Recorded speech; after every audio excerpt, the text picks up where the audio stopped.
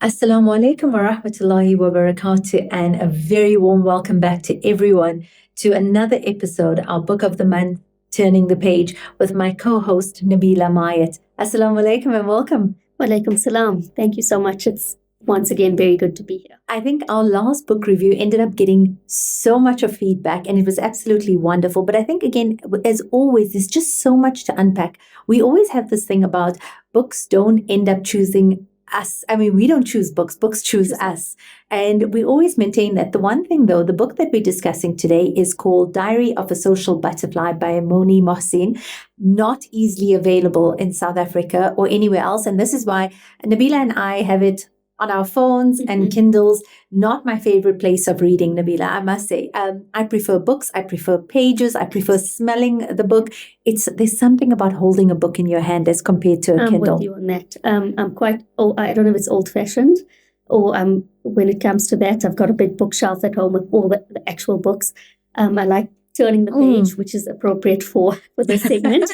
But I mean, there's lots of people that like Kindles and like to read it on Kindles. That's absolutely fine as well. It's just personal preference.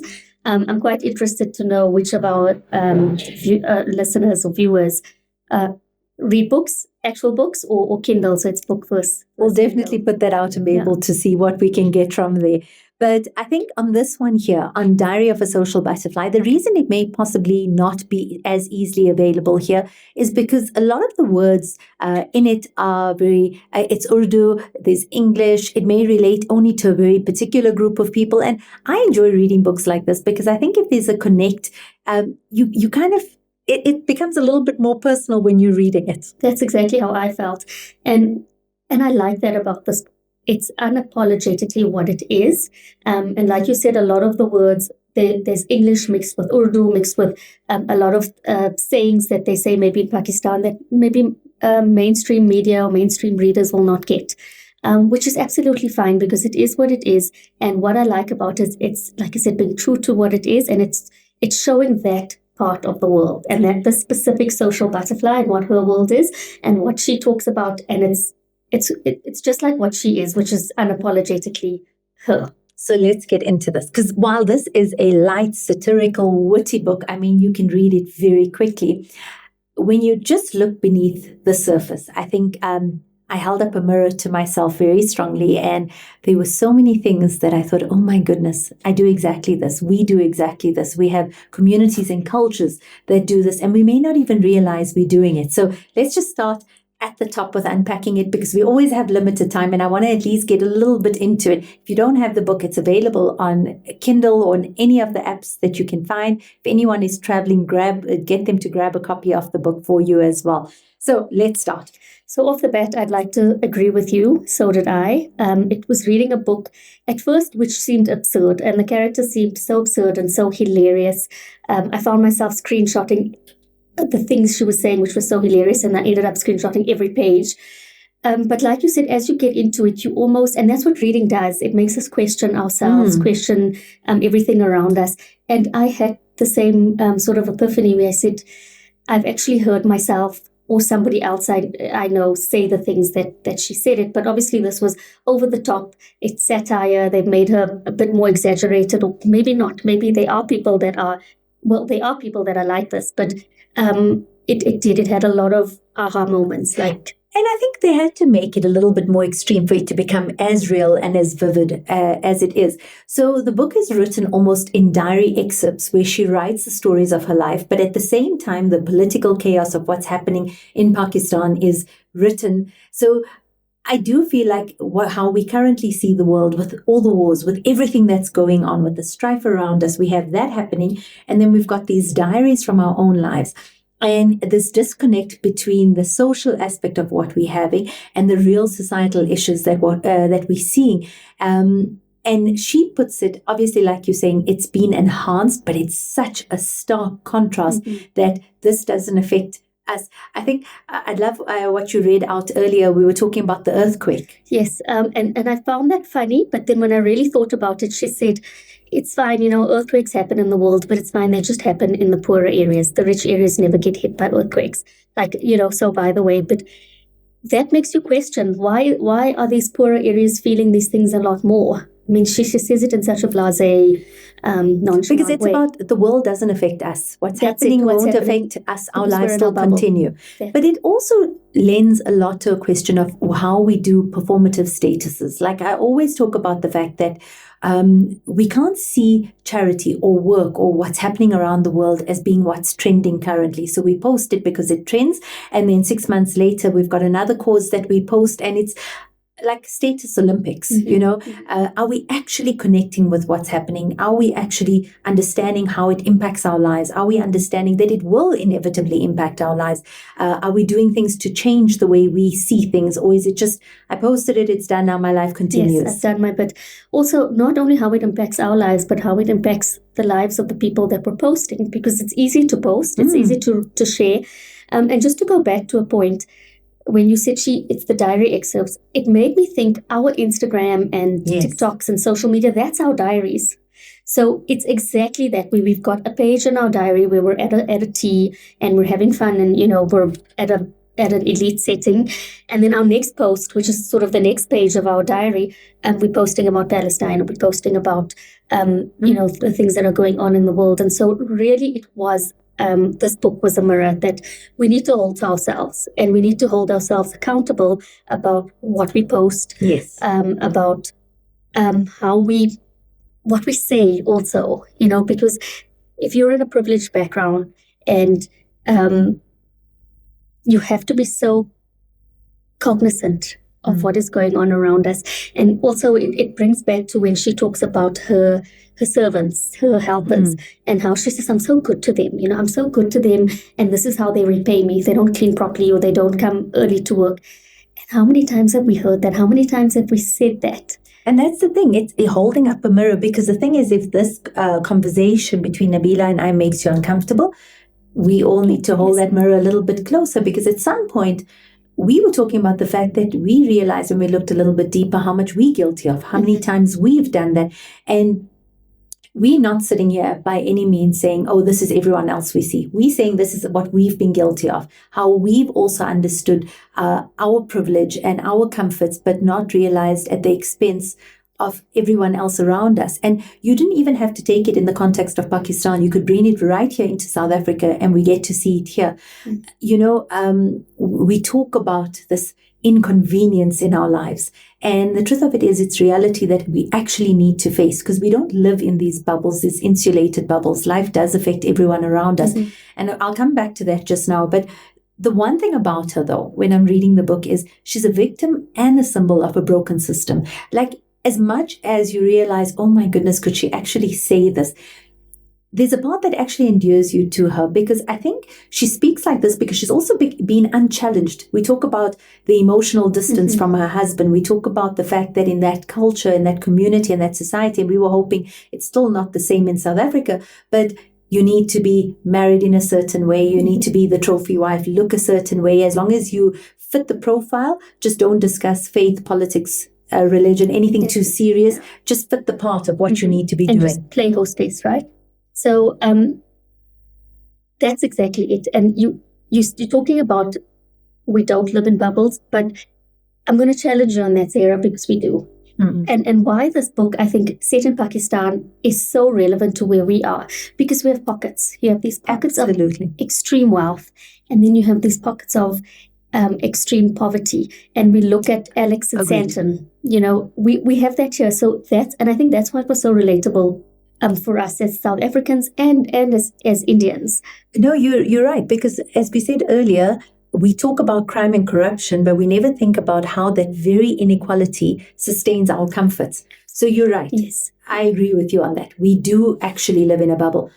But at some point, we have to realize the impact of it and the impact of our own actions, because we often absolve ourselves of responsibility. I'm just one person. What can I do? Exactly. Or, in this scenario with South Africa and Pakistan, where we do have, because of the inequality and the injustice and the poverty, we do have the lifestyles that we have. And then we tell ourselves, but I treat my helper well. I give her... To make ourselves feel better, right? I let her eat the same food she eats, or that we eat.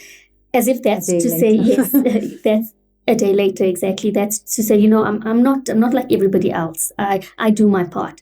But do we really? So I think the privilege on that part for me makes the real issues background noise for us because we don't want it in the forefront.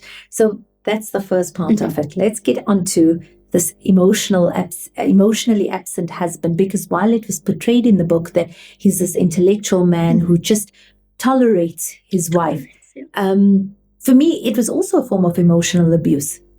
That he's just never there. He doesn't challenge her. He kind of just sees her as she fits the picture of what he was required from him status-wise. Yeah. But there was actually no other connection other than that. But that goes back to the whole, like you said earlier, the system. So they were both brought up in a certain system, which meant that women had to be a certain way. It was looks, it was the color of your skin, it was, the beauty products you use, the shoes you wear, because she talks a lot about that. And men then were sent off to study at university, and they became doctors and lawyers and whatever it was. So they sort of were given that intellectual opportunity, whereas the women weren't. But then when you come back home and you need to get married, you find somebody that's good for your family, good for your image, that looks a certain way.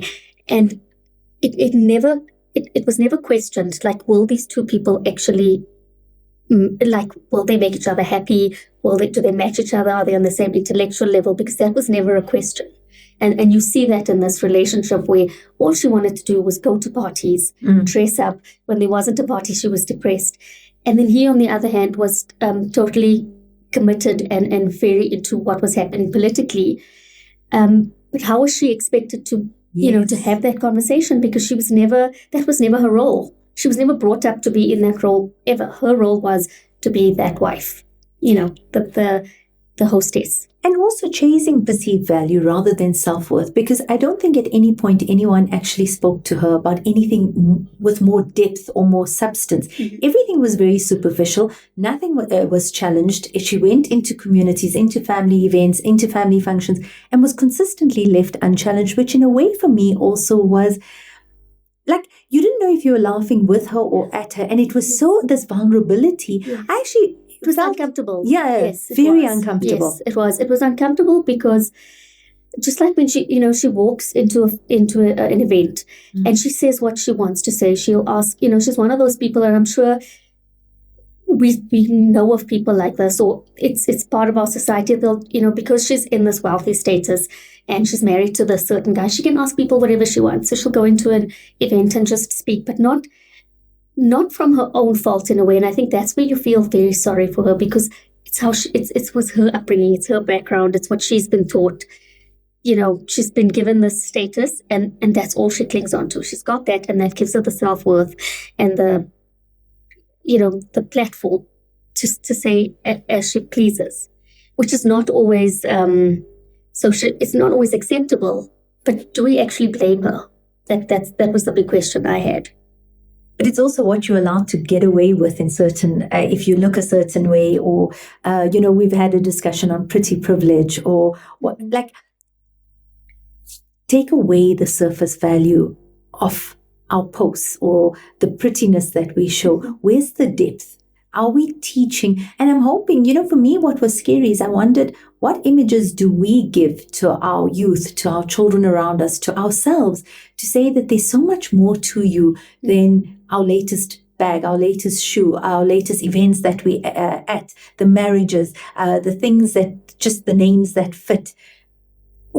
Are we ready to challenge a system that's built on so much of that? Are we willing to dig a little bit deeper and uncover the hard work that needs to be done? I'm sitting here, Zaheerah, and you're asking me these questions, and I'm just thinking, are we really?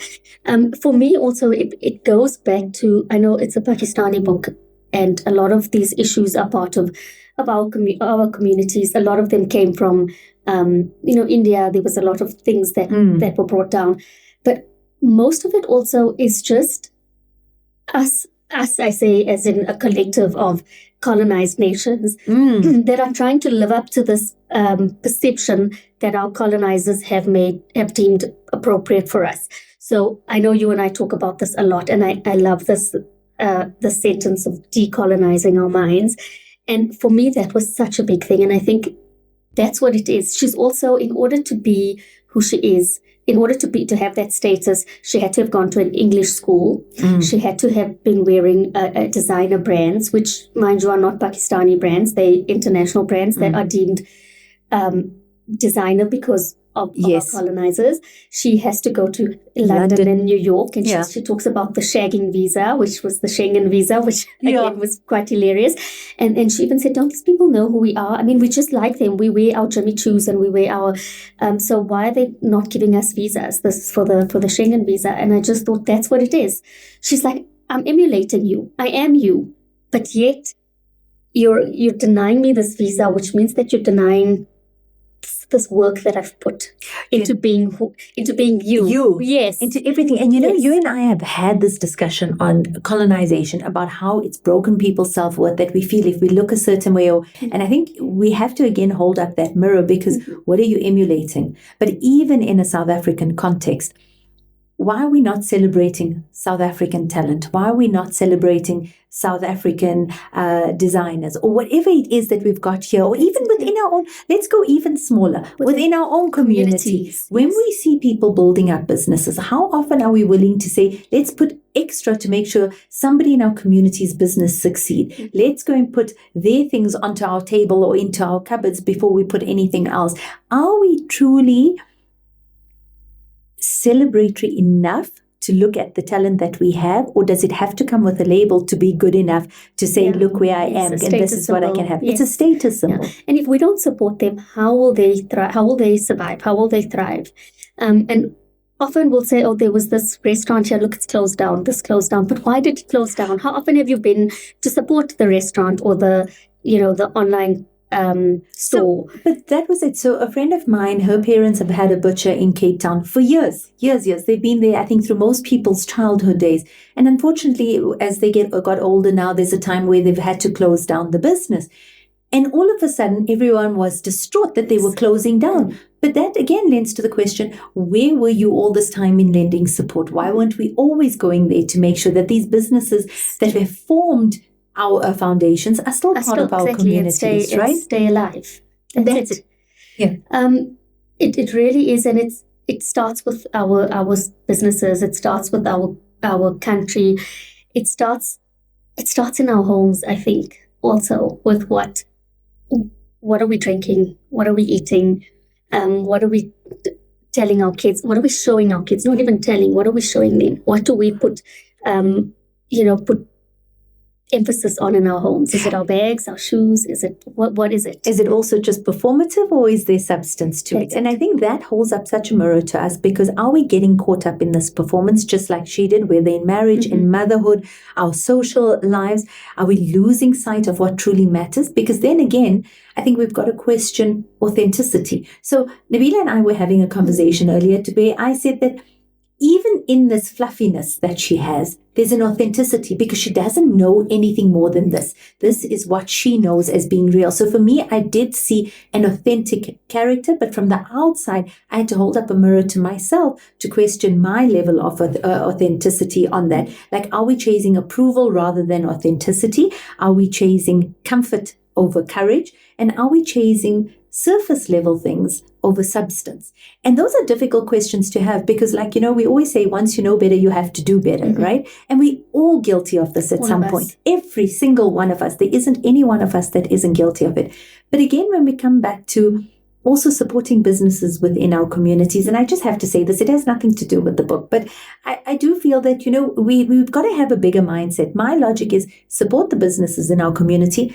Zakah comes back. Sadaqah comes back. Lillah comes back. When we're raising funds, you're going to the same businesses. So if you're supporting them, there's a lot more that comes back. Exactly, that they can give back. Absolutely. And you talk about comfort, but it's uncomfortable. That's what it is. It's talking about these things, trying to make a change will cause a lot of discomfort to an individual, to a society. And I think that's what stops us. It's with her also. She's comfortable in who she is. She's a product of her upbringing, her system. But there's no need for her to go out and ask for more, or to ask questions.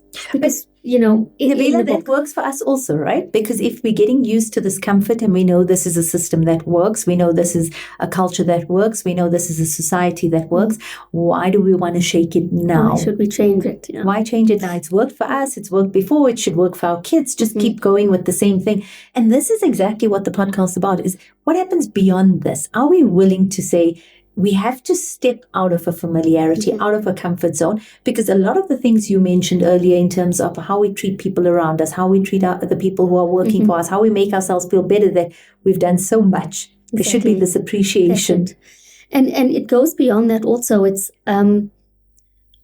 how do we see things like, in the book, it was ageism, sexism, colorism. I mean, did you know colorism is a thing? We all know that. And we're from South Africa, which our history is based on that. So, and even in our own communities. So we need to stop ourselves when we find ourselves making those comments that, look at the way she looks. Look at the color of her skin.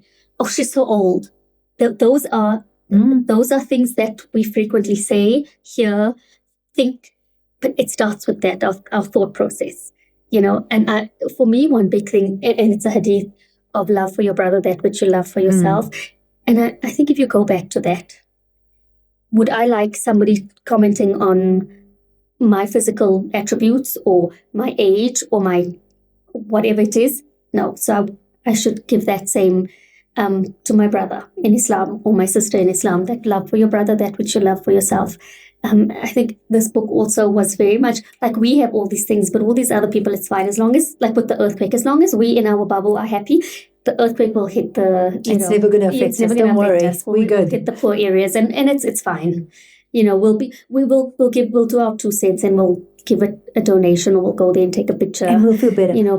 Oh, that's another whole thing to unpack. Taking pictures at sites, and that's another poverty porn. Let's not it's exactly that. It's a big thing, showing just how poor somebody looks to get that those donations, but and to also get your pat on the back that, oh, look how much I'm doing. And I think we have to be so cautious. I think you brought that up, so let me just say, you have to maintain the dignity of individuals, because your situation could change so fast, and that could be you.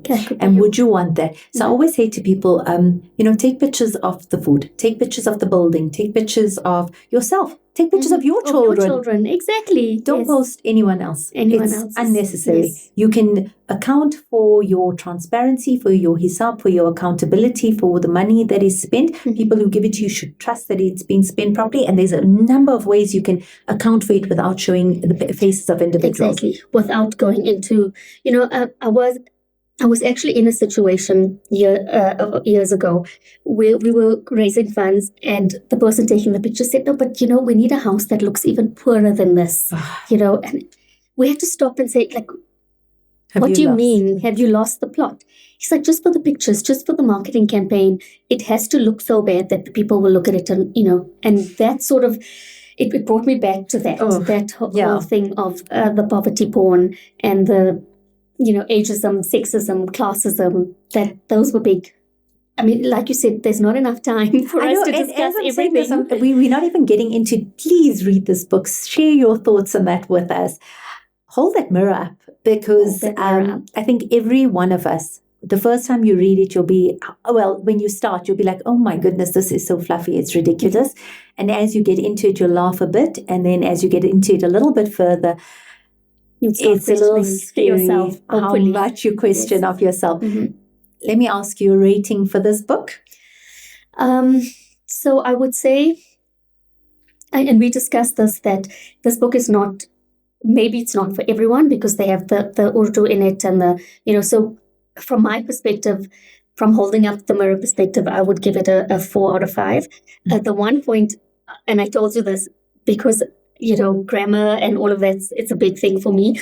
She just misspells the words, and I know it's intentional, but I just sit there and, like she said, like I told you, the shagging visa, and she said, buttocks for Botox. So there were things that, okay, it was hilarious. It was hilarious, but I'll just stick to my I think English background. Again, let's not colonize. Please do not call me out. But you know too well that I've also had my issues with that. with the I know. working for a company that is from the States gives you a bit more credibility. No, but here's my thing also with her mispronouncing those words. She could have easily said it in her own language and said it perfectly fine. She chose to speak it in an English language because she thought this is what makes me sound more intelligent and gives me credibility. Yes, exactly. So let's do 4.5. Okay. 4.5 out of 5. Fair enough. So we need to get a hold of this. I do think it's a must read. And I think when you read it like I did, keep your book and ask yourself questions. Ask yourself the hard questions about scenes. Like, have I been in that situation? Have I been the perpetrator in that situation? Yes. And it is some hard questions. Also a lot of humor, which is nice. And it's light. It's a quick read. It really is. And I think she gives you, she offers you the choice. If you want to remain oblivious or if you want to be awakened by this. And I think the one conversation we've come up with quite a bit off air and on camera as well is, do we keep floating in this breeze of privilege or do we root down in purpose and impact? And I think that's what it is with turning the page and beyond this is, how do we leave this legacy behind that we keep talking about? How do we want to be remembered? Is it so much, there's so much more beyond the handbags and the headlines and our status updates. It's about depth of our presence, the courage of a conviction, and even the love and the kindness that we give when people aren't watching, because she didn't even get that when people weren't watching her. So let's step back from being performative in our lives and have an active presence in our lives as well. But with that, we always come to the end a little bit too quickly. Nabila, always a privilege to have you here. I'm hoping our readers do get hold of this book, and we'd love to hear your feedback on it. And we look forward to seeing you at the end of next month for the next book of the month, because what comes next starts here.